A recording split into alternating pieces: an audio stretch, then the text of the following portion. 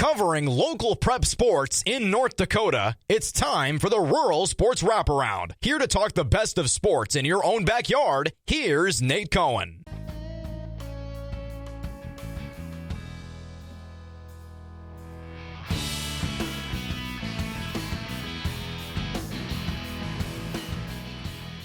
Welcome back to the Rural Sports Wraparound. I'm your host, Nate Coen. This is the fourth edition of this program and the first one that I've done in quite a while, so it's good to be back. And it's actually been so long that a lot of the season, a lot of the things that I could build off of from the last episode have kind of subsided. Volleyball and football are now over. Congratulations to your state champions in all of those respective sports. I thought that it was an excellent fall season, and I'm really grateful that I got the opportunity to cover those seasons. Really just, kind of puts into perspective how much fun this job is kind of when we get to, tournament time, and we had that magical Central Cass volleyball run that they went on. That really, I think that perfectly captured how high school sports are just kind of magical, the way that they went and they defeated Valley City Oak Grove on back-to-back nights. That was really, really cool. And I had a lot of fun being there and enjoying that. So yeah, it's been a little while, but now as we sit, girls basketball just wrapped up their first week. Boys basketball is practicing. They will start here in the coming weeks. We've got a couple week or two of girls basketball left until the boys will kind of join the fold, and then the chaos will really ensue once the boys join. That's how it always seems to go, right? So yeah. The girls started, and let's recap week one because our teams kind of had some games, and I think it's worth talking about. So I do want to start a little bit. I want to talk about Northern Cass. I think that they've got an interesting team this year. It's definitely an interesting dynamic.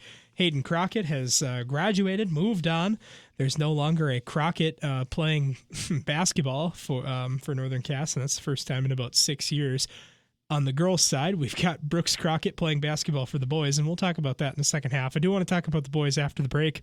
We will do that. We will get to that. But let's talk about the girls first. I think that the girls had a really good win. They're under a new head coach this season. Kyle Moorhead dispatched from the program, which, I don't think anybody really saw as a huge surprise after Crockett, was graduating and kind of an uncertain future for that team. So I don't think anyone saw that as a surprise. Colby Vanderwall now taking the helm there. He kind of coached some lower level, I believe C squad, maybe 8th grade basketball beforehand. MSUM graduate, Jaguar alumni, so definitely the fit for the job. Really going to be exciting to see what kind of season he can put together, because that was an interesting hire, I think, on paper. Really young kid, just about a year older than me, a guy that I went to high school with and we knew pretty well. So I'm excited, and I wish him all the best going forward, because that's going to be fun to see how they do this season. And they had a great start this year. 68-18, they beat Lisbon, and I don't think that anybody is going to scoff no matter who you play. I don't think anyone's scoffing at holding a team to under 20 points in a game, scoring nearly 70, and winning by 40. So, you can do with that information what you will. I thought that was a really great job that they did in that game. Hard to be upset there. So Kindred, not Kindred, Northern Cass, they had a great win on Tuesday. Then on Friday, they played Grafton. They went to Grafton. They lost 35-61. I don't think anyone's looking at Northern Cass this season, and, I don't want to say that they're not worried. I just don't want to say that, I don't think that Northern Cass, they're kind of in a different year. It's kind of a transition period where they're going to need a little bit of time to figure things out. When you go and you play an established school like Grafton, I don't think anyone is terribly surprised that they weren't able to come away with that one. But Northern Cass off to a good start this season. I thought that 68-18 win kind of turned some heads, and that was worth noting. Let's talk about the Central Cass Squirrels. They beat Hillsborough Central Valley in a little bit of a squeaker. They won 55-49. Good game for them and a good way to get on their feet. I'm really looking forward to see how Kenley Haug progresses this season. She had a great year last year, I believe, as a freshman. I think she's a sophomore now, so going to be exciting to see how she does there. She is an excellent and very talented player, and they've got a lot of talented players. Liv Severson and all kinds of things going on there. Central Cass will be interesting. JC Verkeelen, another one that I think could take a big step for them and be really worth their time down the stretch. So Central Cass, a good win to start. They play on December 8th. They play Langdon area Munich, and then there's a big game on December 11th that we'll talk about later. How about let's talk about Maple River. They were ranked number 3 in the preseason polls in Class B. They are the only Class B school that we talk about. Same as volleyball, so your Central Cass, Kindred, and Northern Cass are all up in the higher class there. They're in the A class, and then Maple River, they're kind of hanging out in the B, and that's I think they're fine with that because they were ranked number 3 in the preseason polls, and they looked pretty good. So I don't think that they're upset about that at all. Maple River, to begin the season, they beat Medina Pingree Buchanan. They dispatched them 65-33, and then they went and they played an A opponent in Oak Grove, who I think is going to be a player this season. I think they've got some talent, and I think they're going to look pretty good, I think. So we'll have to see how that goes for Oak Grove, but Oak Grove defeated Maple River 62-54. So Maple River 1-1 to start the season. Only loss coming to an A opponent. So I don't, it is what it is. Maple River will go to the Barnes County tournament. That is going to begin next week. That'll be exciting for them, I believe. Now, lastly, we'll talk about the old Kindred Vikings, because they have got a really interesting deal on their hands here. 8 girls. The Kindred Vikings have 8 girls on their varsity roster. They've got 1 senior in Liza Trenbeth, and then they've got a whole mix of sophomores and freshmen to fill out that roster. I believe no JV team, and I believe no C squad team as well. I think if you once you get past the varsity roster, you're looking into 7th, 8th grade basketball. So definitely an interesting year for Kindred. They had a lot of talent and pretty good numbers last season. Now they've only got 8 girls, and it's definitely a different vibe. It's definitely a different look for them. The rest of the teams we've talked about all have pretty decent participation this season. Kindred kind of hanging around with 8 girls. And, I think it is what it is, right? Because you're in the hallways recruiting and stuff, I can only imagine. But at a certain point, you just have to say, this is what I've got. Let's go. And that's what Sam Brandt's going to do. I think she's an excellent coach. Like, she definitely understands the gravity of it. She understands how to navigate a situation like this, and she's ready to go. So I think that Kindred is just fine. They looked just fine because Tommy Fox and I were out at Kindred High School on December 4th. They played the Barnesville Trojans. And Barnesville, they played them and they beat them 58-31. They held them without a field goal in the first quarter on defense. Liza Trenbeth dropped 24 points. Sierra Nipstead, I believe, had 16 or 18. I can't quite remember the exact number there. And they looked really solid. They looked good on defense, and they looked good throughout all 4 quarters. They looked pretty good. They stumbled a little bit in the second quarter, but I think that can kind of be attributed to the growing pains of just, it's a new season. It's your first game of the year. That was their first game, and Barnesville had played a couple. So I don't think that, Kindred was really hanging their head too much about the fact that they kind of struggled in the second quarter. It is what it is. I think that they looked okay. I think that, they've got some good stuff. They might only have 8 girls, but they've got stuff to work with, and they're gonna be just fine. I think they've got 2 great pieces that they know are gonna show up for them. They've got Liza Trenbeth, the senior leader at this point. I mean, she has to captain the ship. There's literally nobody else to do it, and that's fine to her. I think she seems like she's up to the task. She doesn't seem to mind at all that she's the senior leader there. 24 points, obviously, like I mentioned. She had 4 3-pointers, and really a great game for her. And she's got no problem being the leader there. Sierra Nipstead is the other one, too. Nipstead's been playing varsity since 8th grade, and she's a great player. She's going to be okay. They're going to be just fine with what they got. Sierra Nipstead, another player. Kenley Howe kind of reminds me of that type of deal. Maybe even a step further along than Kenley Howe is. It's going to be really good. Sierra Nipstead, I think, is going to take that big step this year. She really has to be a leader because besides Liza Trenbeth, the varsity experience just isn't really there. So they're going to have to figure something out. I think Sierra Nipstead's up to the task. I think she can do it. She knows what's up for sure. So, yeah, again, Barnesville, I thought played a decent game. I thought they played okay. They hung with them for a little bit. They got the lead down to single. I think it was a 16-4 run to open the game for Kindred, if memory serves me correctly. And then Barnesville cut that lead down to single digits in the second quarter. And then it kind of got out of hand from there. So to give you the full recap of that, here's Tommy Fox. Down low, Odegaard, back near side. Liza Trunbith knocks down the three. She nearly had it blocked. Here's Nipstad at three. You bet. You just can't leave Nipstad that much room. Nope. She's wide open in a broom closet. I mean, there's no doubt about it. Peterson up top. Trunbith at three. Green Giant. Liza Trunbith on fire tonight. It's 46-26 in favor of Kindred. Here's a three by Mathis. Nearly wedged it in between the rim and the backboard. Gets it back. Here's Trunbith for good measure. Oh, yeah! Liza Trunbith does it again. Another three for the Queen of Kindred and a timeout on the floor. Thanks, Tommy, for that, for giving me a couple of highlights there. The Queen of Kindred, Liza Trunbith. Yeah, no kidding. Really an excellent game. Liza Trunbith, I was really impressed with the way she was able to use her frame. She was the tallest player on the court, a lot of the time, even though she was kind of playing at that guard forward position.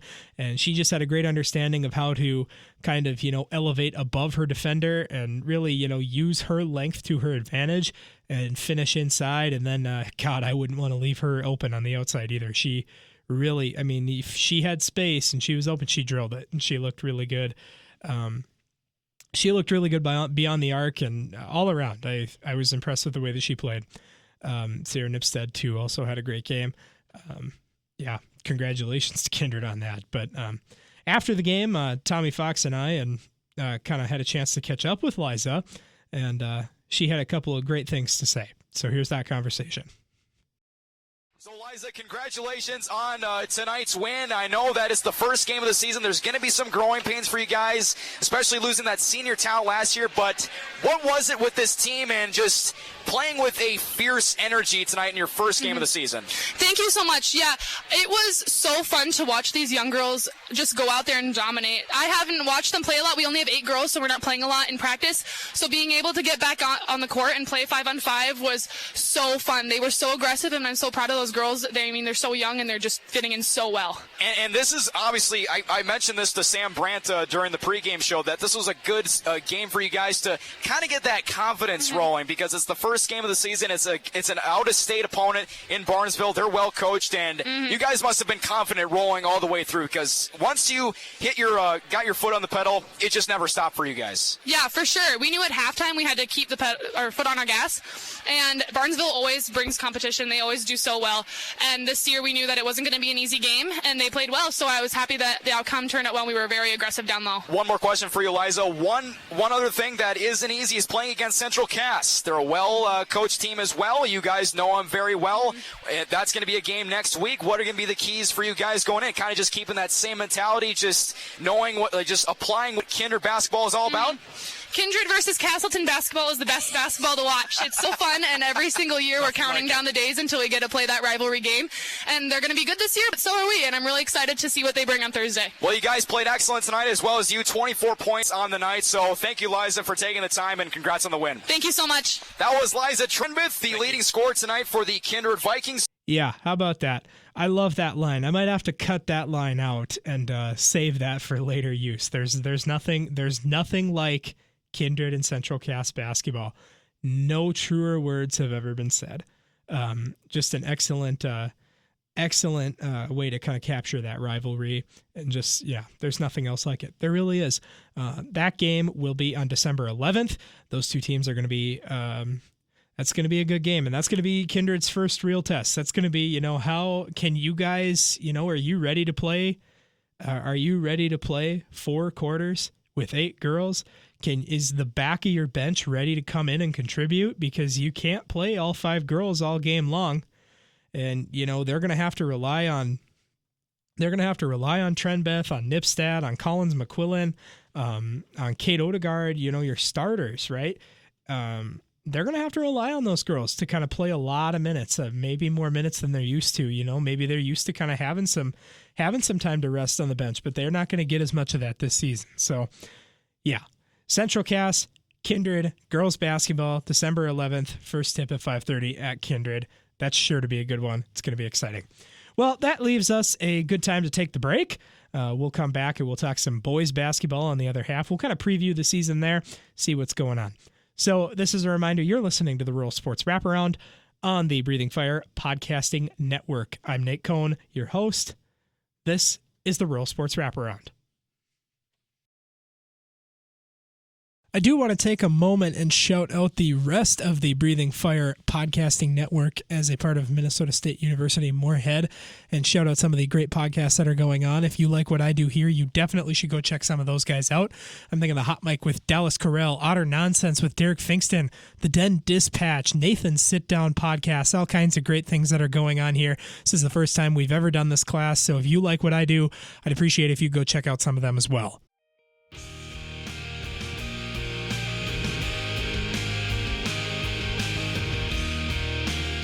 Welcome back to the Rural Sports Wraparound. I am your host, Nate Coen.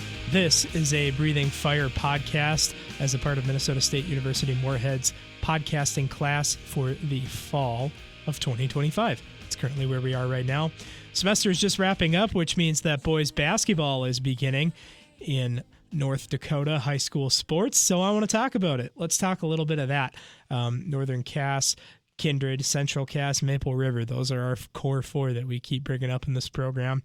Let's talk about them, and we'll start in inverse order of how we did them, or I'll try and remember inverse order. I don't know, but I think we ended with Kindred there, so let's start with Kindred again. And I'm going to keep it brief because I gave you a lot of Kindred the first half, but we'll talk very briefly about it. Kindred is currently your defending state champions in Class A. They dispatched. I keep saying dispatched today, but they dismantled.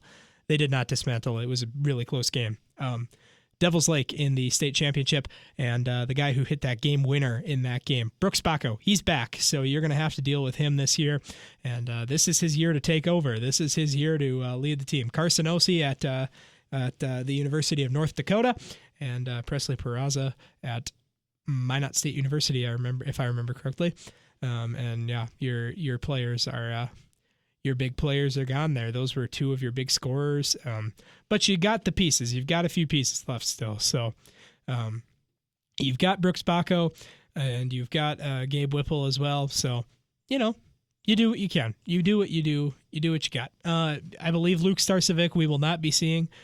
He's dealing with some leg injury. So we're not going to see him. It's going to be interesting to see what they do. They're kind of a question mark. I don't think anyone expects them to be as dominant as they were last season, but you just don't know. Brooks Bacco could have an absolutely monster season. That would not surprise me at all if that happened. So you just got to see you just got to see what happens. You got to play it out. So that's what's up with Kindred. Central Cass, they're going to be, I think they're going to have a pretty decent season, kind of just build on what they've got. And, you just never know with Central Cass. They're kind of in a strange spot right now. Yeah, that's kind of all I got to say about them. We'll just have to wait and see what happens. It's hard to tell. Preseason predictions in high school sports are so difficult. It's so different to make a prediction on a high school sports team because this isn't the pros. Things they could be crazy good, and we wouldn't know. It's hard to make that prediction ahead of time. So all I'll say about Central Cass is that I'm looking forward to seeing how their season plays out. That's all I'll say. Northern Cass, they are kind of in a strange year. They're losing some kind of big talent. Trey Hussar is no longer there. He's now down at South Dakota State University. Brookings, South Dakota, the pride of Brookings. He's playing baseball there, so congratulations to Trey. Wish him all the best. Be fun to get Trey on this pod one day. We'll try it. But yeah, he's down there. He's gone. He was a big scorer, and they're just kind of in a different year. But they've got some pieces that I think are ready. They've got some pieces that stepped up in football this season. Hudson Reichel, Brooks Crockett, Parker Zeski, all your guys. Guys that are going to step up, I think, and make a meaningful contribution to this team for sure. So we'll just have to wait and see what happens. I don't know. It's preseason. So what do you do? Maple River, they've got their work cut out for them. T. Silling, I believe, is no longer T-Silling, I know, is no longer there. Carter Bosch is no longer there. Those were their two big perennial scorers last season. They're going to be relying on some of that younger talent as well. A lot of turnover this season, it feels like. A lot of that old guard is gone, and we just kind of don't really know. We don't really know what's going to happen. So that's all I kind of have to say about the boys. Maple River, my prediction, I think they'll have an okay season. I think everybody's going to have an okay season. I don't know. It's hard for me to say much more than that, which I know is really boring and not good podcasting, but Northern Cass is probably my team to watch. I think they've got some guys who could have some explosive seasons, some guys that I think are ready to kind of come up and contribute. That's about it. So, yeah, I mean, that's boys basketball for you, right? Like, that's just how it goes. The girls are started. They're getting underway. The boys basketball season will begin right before the Christmas break. And then we'll have that big Barnes County tournament for the boys. And I don't know, Maple River, I know for sure will probably be there. Next week for the girls is when the Barnes County tournament will be. That's kind of the gist of it. That's about it. Let me see. I'm going to check and see right now. I've got my schedules out right now to see if Northern Cass is playing in it. Yeah, you bet. So Northern Cass will be at the Barnes County tournament. They're going to be my team to beat the Barnes County tournament. Why not? They're going to be my team to beat. Maple River. Ooh, scratch all this. Maple River's my team to beat at the Barnes County tournament on the girls' end. No doubt about it. Violet Richmond's going to drop about 115 points on everybody. I don't know. She probably won't, but Violet Richmond, very excellent talent. Last season, I did a big feature about girls basketball. I talked to Violet Richmond. I talked to Cadence Hussar of Northern Cass. I talked to Kenley Haugans here at Nipstead of Central Cass and Kindred, like I've already kind of brought up in this program. What an excellent group of girls. The future of girls basketball is just so bright in this region, in rural Cass County. So exciting to see what's going to happen. I said I'd talk about the boys here, but the girls, just there's so much excitement, so much, kind of brewing this season about what's going to happen in the future. But yeah, Barnes County tournament, book it. Violet Richmond's going to score. Violet Richmond under 125 points to the tournament. I'm just kidding. It's probably going to be under. That'd be like 30. I'm not even going to expose how bad I am at math. But yeah, that's about it.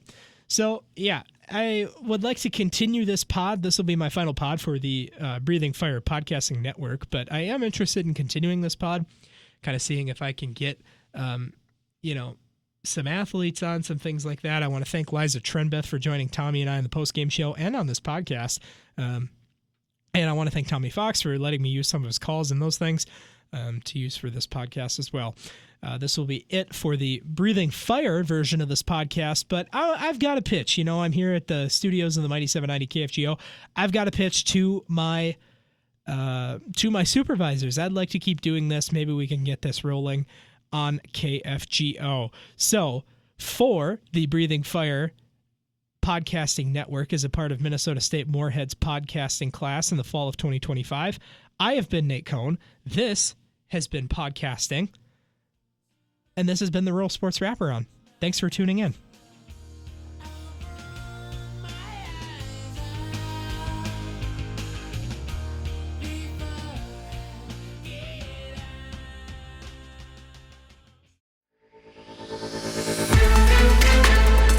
You've been listening to the Rural Sports Wraparound on the Minnesota State Moorhead Breathing Fire Podcasting Network, bringing you the most up-to-date predictions, highlights, and interviews that cover all things North Dakota prep sports.